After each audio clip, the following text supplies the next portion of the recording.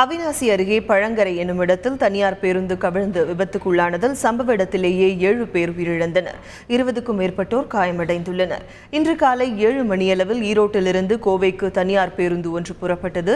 இந்த பேருந்து பழங்கரை அருகே வந்தபோது சாலையில் குறுக்கே சென்றவர் மீது மோதாமல் இருக்க ஓட்டுநர் பேருந்தை திருப்பியுள்ளார்.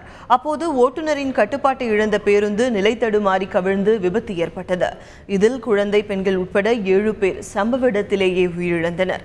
மேலும் 20க்கும் மேற்பட்டோர் படுகாயமடைந்தனர். தகவல் அறிந்து சம்பவ இடத்துக்கு வந்த காவல்துறையினர் காயமடைந்தவர்களை மீட்டு திருப்பூர் மற்றும் கோவை அரசு மருத்துவமனைகளுக்கு அனுப்பி வைத்தனர்.